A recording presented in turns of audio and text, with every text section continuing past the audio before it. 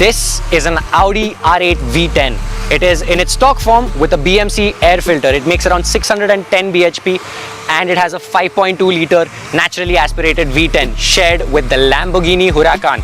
As super as supercars get. The 5.2 litre naturally aspirated V10 is paired with a rapid shifting dual clutch transmission which comes second to only Porsche's PDK gearbox. Now, couple that with Audi's legendary quattro all-wheel drive system, you have a car that can accelerate from 0 to 100 in 2.9 seconds and can blast through the quarter mile in the low 11s or high 10s. Pretty rapid for a car that has no turbos and sounds like an orchestra on 4 wheels. The 5.2 litre naturally aspirated V10 is probably one of the finest motors around and redlines at an amazing 8,500 RPMs. The R8 V10 Plus weighs in at around 1,650 kgs, not the lightest supercar around but definitely one that sounds like $1 million, and well, Tony Stark drove it, that's all you need to remember. But can the balls to the wall supercar made by Audi beat its little Frankenstein cousin? This is a stage 3 Audi TT. It has 550 bhp and 672 Newton meters of torque. And it's in a smaller 4-wheel drive 1400 kg body. The results are pretty crazy as you're about to see. This Audi TT has been fully built by the boys at Harmonix Tuning and is in contention to be one of the fastest quarter mile monsters in India. It might look stock from the outside but inside the changes are quite substantial. We won't explain the whole build in this video, so click on the info icon on the top right if you want to see all about the stage 3 Audi TT. Anyways, just like the R8, Harmonix Tuning is expecting the TT to be running in the high 10s or low 11s realistically, but there are a couple of things to keep in mind before we get the race started. The launch control sequence wasn't exactly dialed into the TT properly as it was still in development.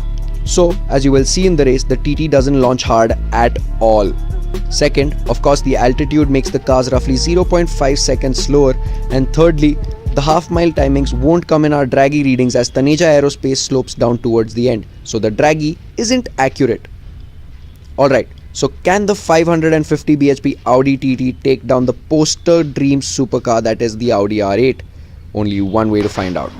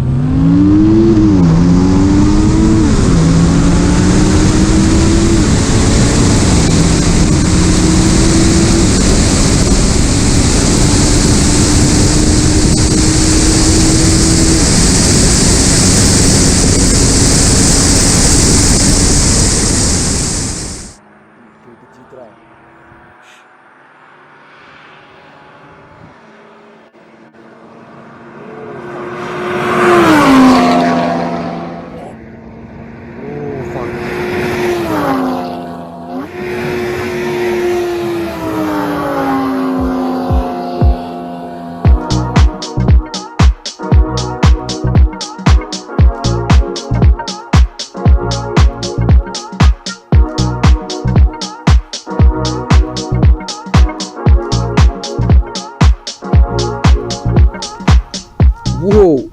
Now that's what we call a race. That was so close, and what a performance put up by both cars. Even though the R8 won, we can all agree that that is one fast Audi TT. More importantly, even though the R8 won this particular bout, it was fascinating and somewhat freakish to see a 2-litre turbo 4-cylinder reeling in a 5.2-litre naturally aspirated V10 supercar like that. As we said, the TT didn't launch properly at all. Even the R8 kind of bogged down, and this was mainly due to the slippery surface, but the R8 compared to the TT got off really well.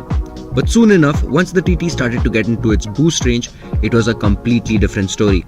A lighter car with 550 bhp and more torque, the power to weight ratio was making a difference.